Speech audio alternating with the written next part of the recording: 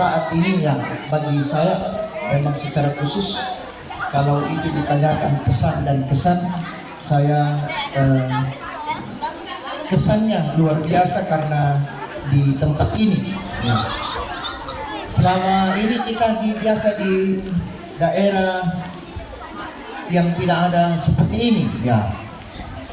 Kalau di jemaat, kalau OIG biasa ya di Maria lah, jadi masih ada tempat untuk berteduh. Kesan saya bahwa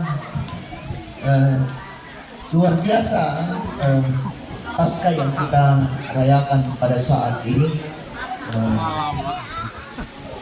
itu yang menjadi kesan bahwa luar biasa kegiatan ini. Dan menjadi pesan bagi saya adalah semoga ke depan semakin lebih lagi daripada ini. Dan saya meyakini bahwa pendeta yang akan datang nanti lebih daripada kehadiran saya. Oleh karena itu,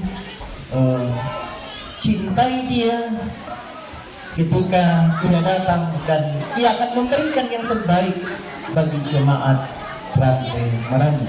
Itu pesan saya bahwa yakin dan percaya akan lebih meriah dan lebih bersemangat ke depan jemaat Rantai Marandu untuk setiap kegiatan-kegiatan atau momentum-momentum yang besar dalam